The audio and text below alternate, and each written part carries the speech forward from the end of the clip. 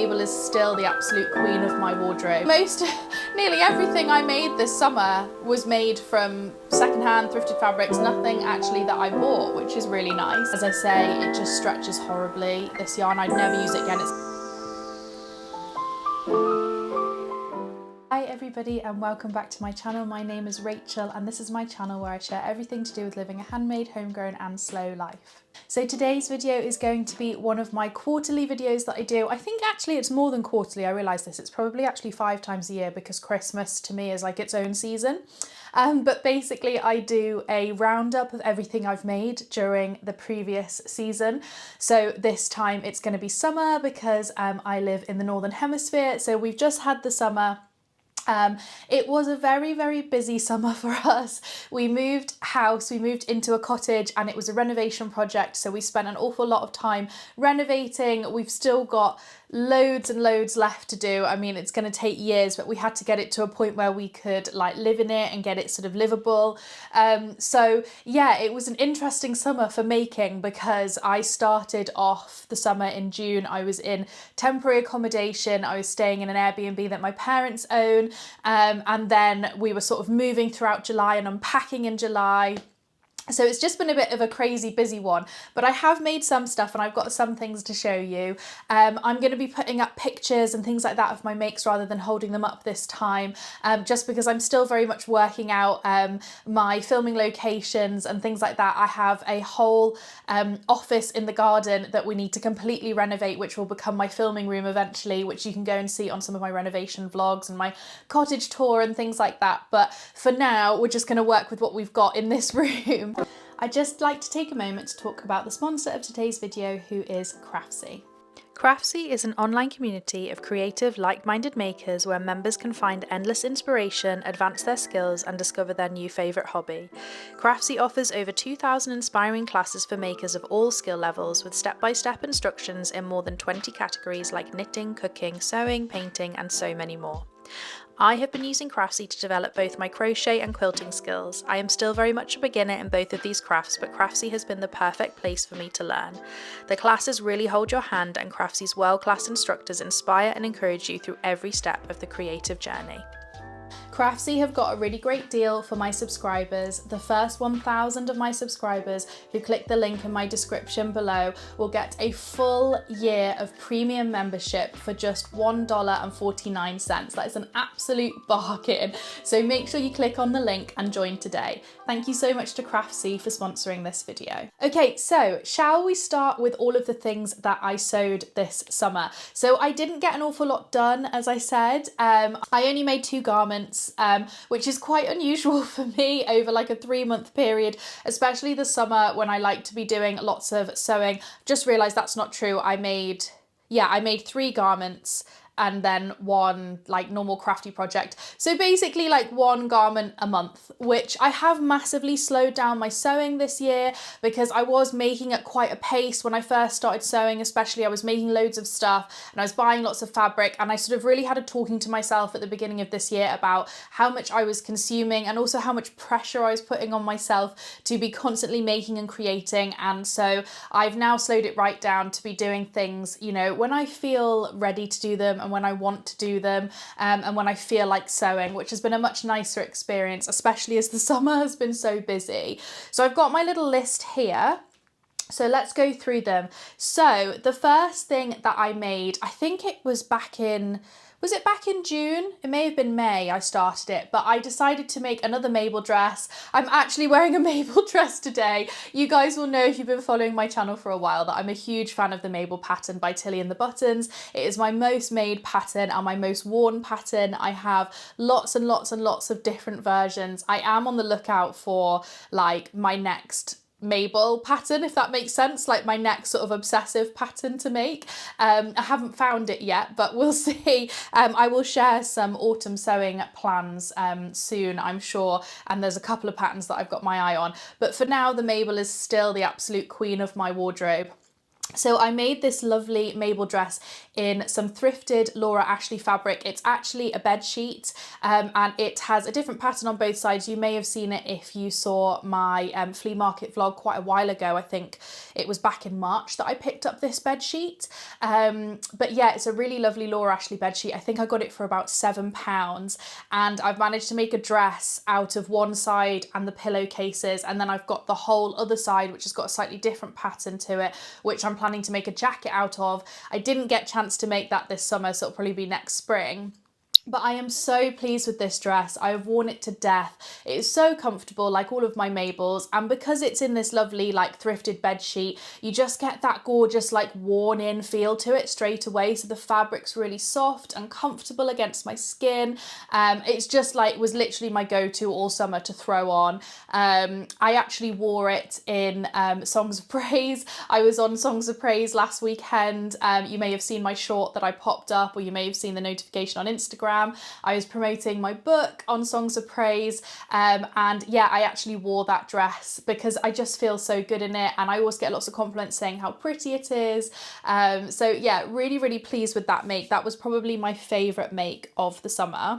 My next garment that I sewed was a really simple nightie. This was also made from a thrifted bed sheet. So I'd seen lots and lots of these sort of really lovely like traditional cotton nighties, really easy to wear, really simple cotton nighties, and I just really fancied making one of those because, you know, like in the summer it's very hot in the evening, and normally like autumn, winter, spring I'd go and put some cozy pajamas on after dinner and pop an episode of something on TV and do a bit of knitting. I wanted something like alternative to pajamas because it was a bit too warm for pajamas unless I wore like little short ones. So I made this lovely nightie, and the bedsheet actually had this ruffle along the bottom of it, and I remember buying the bed sheet. It was £4. It was just a flat sheet from the charity shop, and it came with a matching pillowcase. But yeah, it was just a simple flat sheet with a lovely ruffle on the bottom. And I remember thinking, you know, how can I incorporate this into the nightie, because actually it's just so pretty and it's edged so nicely with this blue edging. And so I basically self-drafted this. I watched a few tutorials on simple drawstring dresses, and it is essentially two triangles, that's not right, two rectangles with some triangles cut out where like sort of the armholes are, and then hemmed all over, and I made a long piece, like a long drawstring, which I then threaded all the way through, and that's what works as the straps, and it ties in a bow at the front. I don't have a tutorial. I can't really explain much more than that, I'm afraid. I just kind of rustled it up. It took about an hour to like cut up and sew. It was really quick, and then it's been worn so much this summer. I really love it. I definitely think I'll be making more nighties. I'd quite like to make maybe like more sort of complicated nighties, like actually follow a pattern or something in future, but it's just been the perfect throw on thing because we've had some really hot weather this summer. So that was another favourite make, again from thrifted fabric, which is great. And then my last garment that I made is actually hanging up behind me. You can't really see it though, so I'll obviously get pictures and footage for you. But I made myself a denim jacket out of my husband's old jeans. So I've been collecting his jeans for a while now because he always wears them through in the same place basically. And it's quite a difficult place to mend. I have tried to mend it before, but it just wears out very quickly again. So I sort of kept them thinking, what could I do with them? You know, I think they might make like a good project bag. I think if we had children, they'd be great for making like dungarees for the kids and stuff. But yeah, I was sort of like, how could I make this work? And so I decided to have a go at making myself a denim jacket because that was something I wanted to add into my wardrobe this summer. And I basically just cut up his jeans and yeah, made it work. I used the Sunny pattern by Tilly and the Buttons, which I highly recommend if you've never made a jacket before, because I've never made a jacket before and it was really easy to follow. I'm very much wanting to make another one at some point because it's such a gorgeous jacket. I'm maybe going to see if I can get some kind of autumny Christmassy fabric that I can maybe quilt or something like that, because I just really loved the pattern. But I made the very simple version, the cropped version with just the normal collar, not the prairie collar. And to make it work, because what works really well about that jacket is it's made up of lots of little panels. So actually it worked quite well to cut those out of the legs of jeans, but the back is quite a large panel. So I actually made a little patchwork star. So I did consider just making patchwork fabric, so basically cutting up all the jeans into little squares, sewing it together into a huge piece of fabric, and then cutting out my pattern pieces. And I still have quite a few pairs of the jeans left, and I'm sure there'll be more added. He sort of gets through them every like couple of years. The jeans give up on life, so I'm sure there'll be more to add to the collection. So I think I might do that to make a dress in the future, like patchwork dress. But I really liked the idea of creating like a sort of decorative patchwork on the back of the jacket. So I did this really great star, and I'm so pleased with how it worked out. I did have he had lighter jeans and darker jeans, and he used the darker jeans to do the whole jacket, and then I used the lighter jeans for the star. But I actually wanted them to be even lighter, so I actually used the reverse side of the jean for the light parts of the star, and I think it's worked really well. I also made a little pocket that was incredibly fiddly, doing a tiny little star pocket, which I sewed on the front, which I'm still not 100% convinced by, because I had to sew through the bottom of it for the hem, and so I don't know if it looks a little bit messy, but I also feel like I've seen that kind of thing on like designer makes and things made from like, they're supposed to look like they're made from old jeans and like you've rustled them up yourself. So I don't know if that's just quite a nice style. But yeah, I'm really pleased with the jacket, and it hasn't had a huge amount of wear yet because I only made it towards the end of the summer so that I could take it away on our holiday with us. I think it's a great one for transitional weather though, so I'll probably be wearing it throughout the autumn. I know it'll come back out in the spring. I'm really excited to sort of style it with some of my clothes. So yeah, really pleased with that. And it was also the first time I've ever done like popper snaps down the front, which again worked really well because I didn't want to have to get the jean fabric through my machine. I just have a domestic sewing machine. It's not hardcore. I obviously used a denim needle to sew the jacket, but yeah, I didn't like the idea of doing buttonholes, so I'm really pleased that the snaps worked so well. So that was my final garment of the summer. I then have a couple of things, little projects that I sewed. So the first one is this really cute toiletry bag, which I've actually made this pattern many times. It's by Rosie Caldwell, and you get three like slightly different toiletry bag patterns within the one pattern, if that makes sense. Yeah, so I've made all of them now, actually the small one, the large one and the boxy one, like quite a few times as gifts for people and for myself. And I basically thought, you know what, this would be really nice to keep like my smaller projects in, like my socks and things. I kept sort of taking socks in my handbag on long journeys, or when I knew I was going to be sort of sitting around and didn't have much to do. And I had a tiny little drawstring bag, which was fine. But I just thought it would be quite nice to make a little pouch. And I'm so glad I did, because this has had so much use this summer. We've been on quite a few journeys, and I often work on a stocking net stitch sock on a long journey. And it's just so great because it's a little zippy pouch. I can put everything I need. Like I have my row counter, my scissors, my darning needles, my stitch markers, everything just goes in this little zippy pouch. I just zip it up and I pop it in my handbag, and I can take it anywhere I want to. And I used it over my holiday as well, actually, because I was knitting a hat and that fit in there as well. And you can also fit in like the beginning of a garment, the beginning of a jumper, the beginning of a cardigan before it gets really big.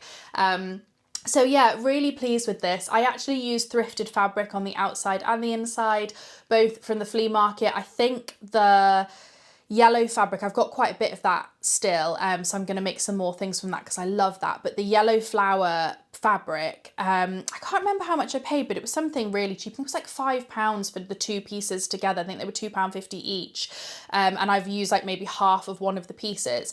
And then the inside, I've still got some of that left actually. I've used it for quite a few things. I used it to line a waistcoat that I made in the spring. I've used it to make beeswax wraps for my sister-in-law's birthday present. I have used it as the lining for this bag. So it's had a lot of use for quite a cheap piece of thrifted fabric. I find that actually the flea market is the best place to get cheap but really nice fabric. I've had a lot of Laura Ashley. I found a lot of Sanderson fabric, so really great if you want to make things like toiletry bags or cushions or little bits and bobs. So yeah, that was a thrifted project, which was really nice. So yeah, actually nearly everything I made this summer was made from secondhand thrifted fabrics, nothing actually that I bought, which is really nice. And that goes for the final sewing project as well. I have been continuing to work on my quilt. So over the summer, I made some more quilt blocks. I have 6 of the patchwork ones that I made in the spring, and I now have 6 of the star ones that I made over the summer, and that's all using scrappy fabrics. The pink on the star is actually an old bed sheet, and I think that's what I'm going to use to piece the quilt top together, which I'm hoping to do soon because I really want to get that done so I can get it on my bed.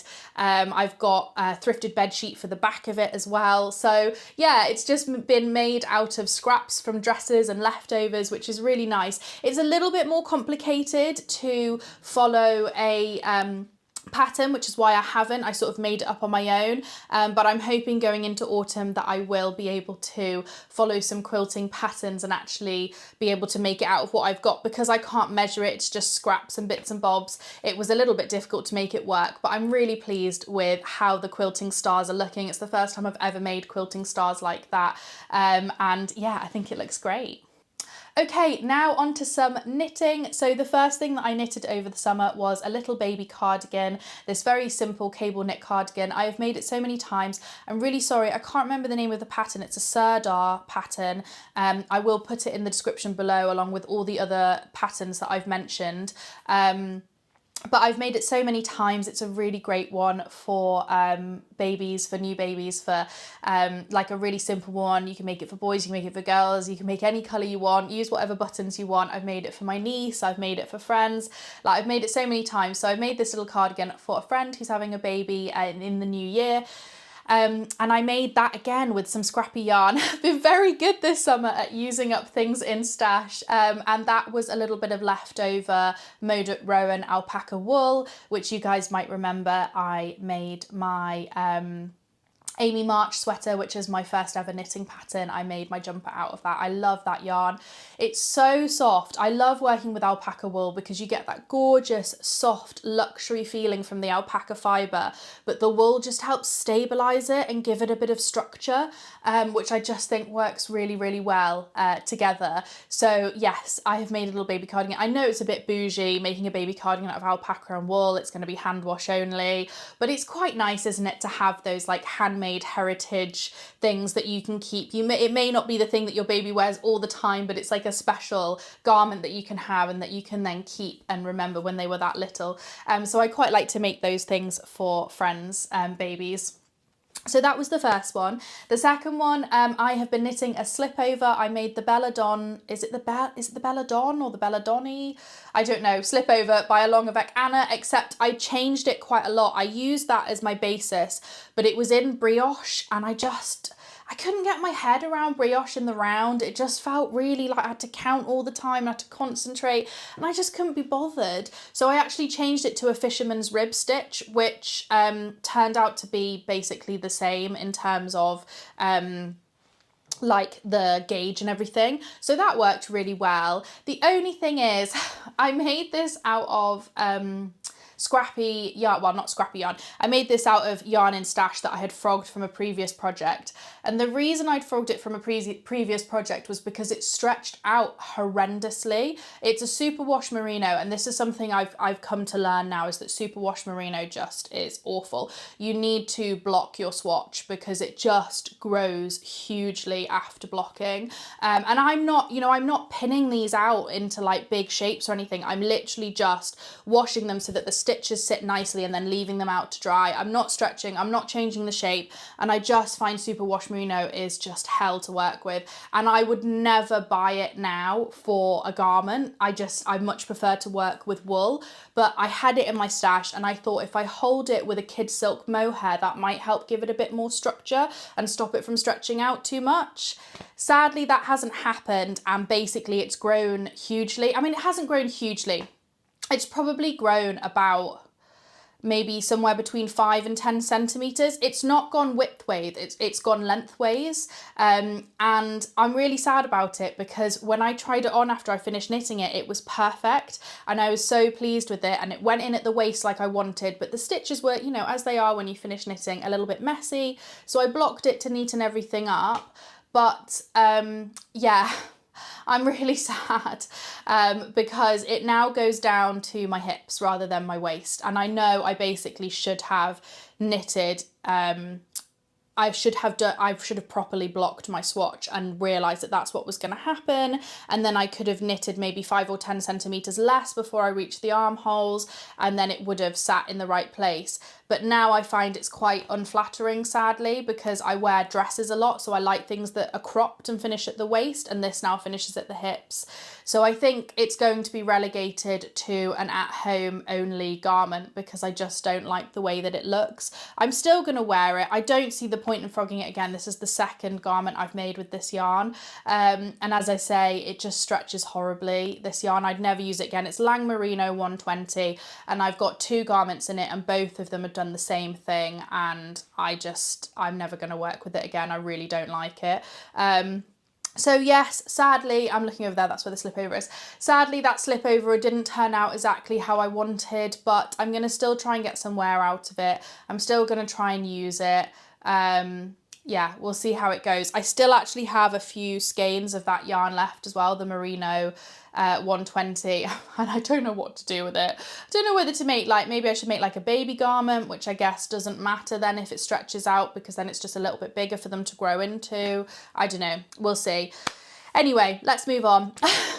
I then made 2 pairs of socks. As I said, we had quite a lot of car journeys and things like that, so I made some stocking net stitch, very simple socks. The first pair I made with this yarn that my mother-in-law gave me, which sadly I cannot remember what it's called. She didn't have the yarn band on it. She'd already caked it up or balled it up or whatever she'd done with it when she gave it to me, but it's made this really lovely sort of like self-striping pair of socks, which I'm actually planning to give to her actually, because she really likes my hand knit socks. So hopefully she's not watching this video. Ruth, stop watching this video. Hopefully she hasn't seen this, because I'm hoping to give them to her in a couple of weeks. So yeah, I made those socks, and then I made a pair of scrappy socks. This time I got the toes right. You might remember if you watched my video back in my spring makes, I made a pair of scrappy socks where I ran out of the yarn and one ended up with a much bigger white toe than the other. This time around I measured the yarn and I got it all right. And so yeah, they've both got quite big white toes because there's not quite enough just to get to the toe shaping, but at least they match. And they were worn so much over holiday because it was very rainy, sadly, and I needed to wear my little short rain boots. So those are just the perfect socks for that, with the little white cuff sticking up at the top. So I'm really pleased with those. They were both made from, oh no, they weren't. The white is West Yorkshire Spinners, and the colour I think is a James C. Brett yarn. I'm not sure because it's just scrappy out of stash. So again, more using up stash. That seems to be all I've done this summer, is use up stash. And with that in mind, I also did that with my next project. You guys might remember that I've started to get into embroidery. I made an embroidery for my for Christmas, and then I made one for my mum for Mother's Day, and this summer I've made a couple more.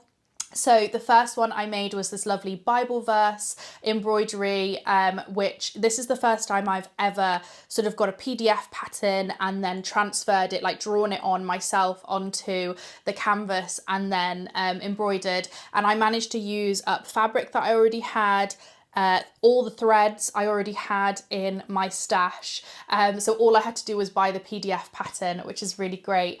And I made this as a housewarming gift for my sister-in-law who bought a house last year with her husband, and yeah, so they really loved that. I'm really pleased with how that came out. I absolutely love that designer. I'll put the link to the pattern in the description, and you can see her other designs are gorgeous. I'll definitely be making some more of those because the instructions were really easy to follow as well. She's got some gorgeous ones for Christmas, so I might have a go at making some of those in the future.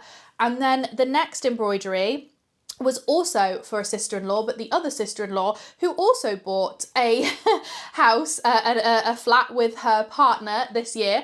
And so I made them that as a housewarming present. It's got a whale on it because she absolutely loves wildlife and she has a real thing for whales. So when I saw the kit, because I actually bought that as a kit online, I thought, you know what, that's perfect for her. And it was some stitches that I've never tried before. I think it's got real movement to it, which was quite nice to work with. There's a lot of shading in it as well. So I'm really pleased with how that came out, and I am definitely getting into my embroidery now. I've got a couple that I'm working on for autumn that are very autumn colours that are actually for me and for my home. So yeah, we've got some really nice embroidery crafts coming up. I'm sure it's my new obsessive craft. So that is everything that I made this summer. Thank you so much for watching, guys. Let me know in the comments below which was your favourite make, and I'd also love to hear what you've been making. I know that if you're in the Southern Hemisphere, you've probably been making winter clothes, so definitely share what you've been making, especially if you're in the Southern Hemisphere, actually. It might give me some inspiration for the coming season. But yeah, if you guys want to follow along sort of more in like real time with my makes, you can see them over on my Instagram account, and I will speak to you all soon. Thanks so much for watching. Bye.